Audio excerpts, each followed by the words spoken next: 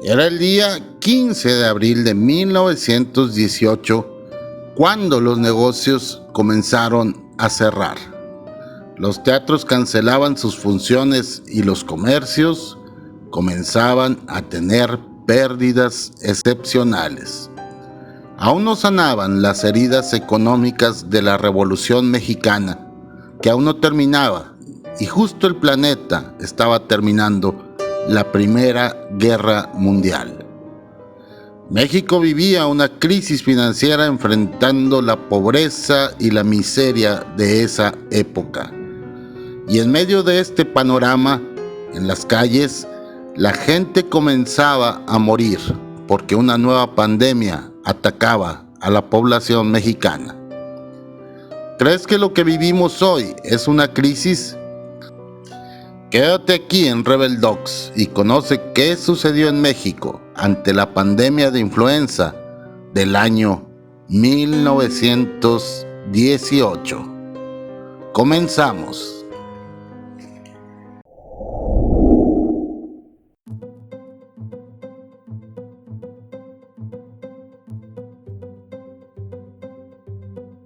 Para conocer mejor lo que sucedió en la pandemia de influenza de 1918, es interesante que conozcas qué sucedía en México en esas fechas. Durante las primeras décadas del siglo XX, la historia de México y el mundo estuvo marcada por la guerra, que llegó acompañada por los jinetes apocalípticos del hambre y la enfermedad. En México se vivía un periodo de revolución que no veía su final y se mantenían enfrentamientos entre diversos grupos regionales. A mediados de 1917, el país padecía las consecuencias de la guerra civil, destrucción de campos, ciudades, vías férreas, interrupción del comercio, de las comunicaciones, fuga de capitales, epidemias y escasez de alimentos. En ese año da inicio la presidencia de Venustiano Carranza, que enfrentó graves problemas políticos, militares, económicos, internacionales y sociales. La tarea no fue fácil y Carranza continuó su labor de pacificación y sometimiento de los villistas y zapatistas, así como de otros grupos rebeldes y contrarrevolucionarios. Las campañas militares agravaron el problema económico del país debido a la destrucción de las riquezas nacionales y a que gran parte del presupuesto gubernamental se destinó al gasto militar.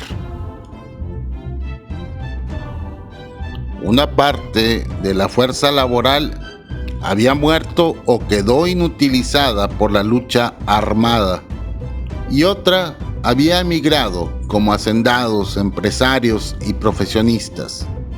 Para colmo, la Primera Guerra Mundial impidió que fluyeran a México el comercio y la inversión extranjera, lo que imposibilitó la reactivación económica. Ya como cereza en el pastel, en este ambiente político, económico y social, apareció la pandemia de gripe en el otoño de 1918 en México, pero la pandemia parecía ser lo de menos. A este panorama debemos agregar una hambruna que se padeció unos años atrás. Fíjate bien, en 1915 hubo un incremento exorbitante en los precios de los productos agrícolas. Para que te des una idea, el costo del maíz aumentó 1500%, el del frijol 700% y el del arroz 800%. ¿Sabes cuánto vale cada uno de estos productos hoy en día? Imagínate que un kilo de frijol que vale 25 pesos en México, hoy en día de pronto aumente a 175 pesos. Ante esta situación, en la capital del país se establecieron instituciones de asistencia y beneficencia para mitigar la pobreza. Aún así, los estragos del hambre fueron responsables del 9% del total de las muertes reportadas en 1915. Y el hambre fue acompañada por la enfermedad. Antes y después de la influenza, se presentaron otras epidemias como la fiebre amarilla que atacó en Monterrey, Guadalajara, Saltillo, Tuxpan, Veracruz, Tampico y Campeche, así como la peste bubónica en Mazatlán. Todas estas epidemias se presentaron entre 1900 y 1919. El tifo, la viruela, la fiebre tifoidea y el sarampión fueron otras de las tantas epidemias que asolaron varias poblaciones del país. A estos padecimientos debemos sumar el brote de influenza de 1918, que se propagó rápidamente en el país. Sumando todo, la guerra, el hambre, la pobreza y las epidemias fueron responsables de un estancamiento o detenimiento demográfico. De acuerdo con los censos de 1910 y 1921, la población de México pasó de 15 a 14 millones de habitantes. La emigración, la guerra civil y la pandemia de influenza fueron responsables de la muerte de aproximadamente 450,000 personas, pero recuerda que las cifras de esa época no son tan exactas como las de hoy. Hay diversas estimaciones sobre las pérdidas de vida provocadas por la guerra y la epidemia de 1918. Una de ellas cuenta con 2 millones de habitantes muertos por los conflictos armados y 300,000 por la influenza.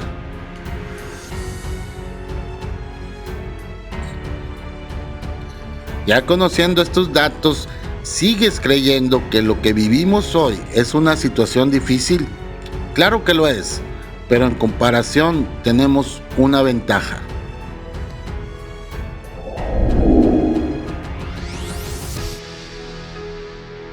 Se trataba de una rara gripe, de un brote de influencia proveniente de Estados Unidos. De acuerdo con el rastreo que se hizo en esa época, las tropas estadounidenses se contagiaron mientras combatían en Europa. Después de terminar la guerra, para arribar al continente lo hicieron a través de Tamaulipas. Por lo tanto, eso se dice que fue el punto de contagio. La expansión del virus dejó 21,000 muertos en Coahuila, 20,000 en Sinaloa y 5,000 en Puebla. Como había desabasto de medicamentos, los enfermos fueron tratados con ácido acetil salicílico, o sea, aspirinas, y también con bicarbonato, además de medicamentos para la malaria. En aquella época, en la primera plana del periódico Universal, se leía: la enfermedad es como un estremecimiento que va recorriendo por todas las capas de la sociedad, como una sensación de estupor y luego de horror. La gripe, la simple gripa, ha adquirido inesperados, trágicos prestigios, cuyo amago hace temblar las carnes de la pobre humanidad.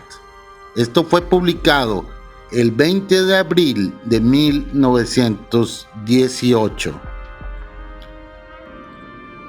Un dato curioso es que las farmacéuticas hicieron uso de iconografía de la astrología italiana del siglo XVII para su publicidad.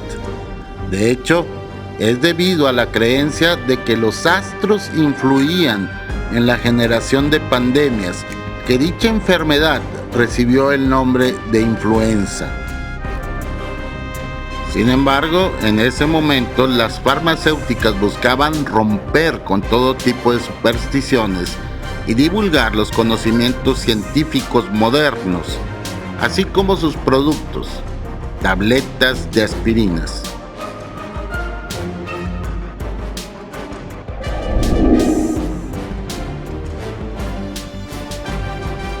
Las calles de las ciudades de México rápidamente se transformaron en caravanas fúnebres, mientras que las iglesias instalaron ornamentos funerarios permanentes. A esta se le conoció como gripe española, ya que fue España el primer país en reconocer los contagios. Para variar, el papel del gobierno fue poco heroico, ya que se negó a aceptar la magnitud de la epidemia. Los encargados de salubridad achacaron la enfermedad a la tala de árboles, lo cual atraía vientos fuertes. Debido a esto, se mandó plantar una hilera de árboles alrededor del lago de Texcoco, pero la enfermedad se expandió cuando los primeros árboles eran sembrados. Debido al desastre, el gobierno decidió cerrar el tráfico ferrocarrilero, no permitió el arribo de buques a Veracruz y clausuró la aduana fronteriza en Laredo. De acuerdo con el Universal, el presidente municipal de la capital, José M. Garza, mandó a rociar creolina en los puntos de mayor infección en la ciudad. Las calles se regaban 2 veces al día y se multaba a quien transitara en esas horas.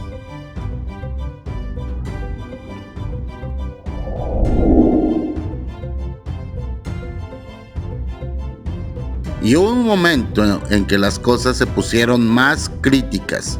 Cuando llegó este momento, se prohibieron los besos y escupitajos y se implementó el uso de pañuelos desechables.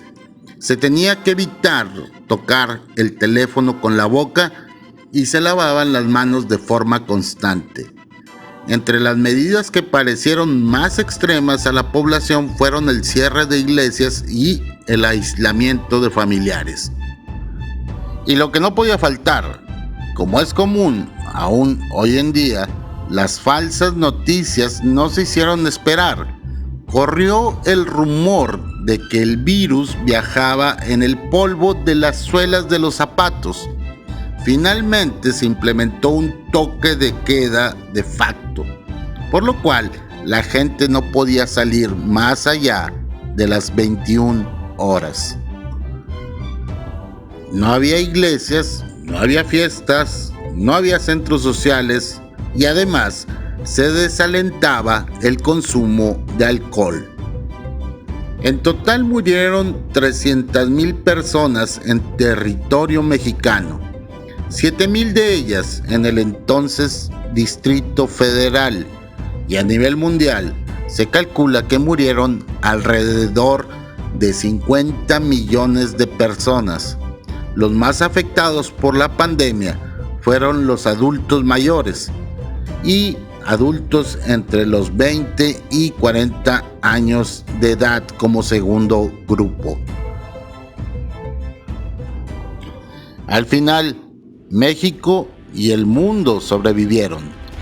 El ser humano lo ha hecho por miles de años de una forma u otra, siempre con muchas y lamentables pérdidas de vida que no son justificables, pero siempre hay una luz al final del túnel.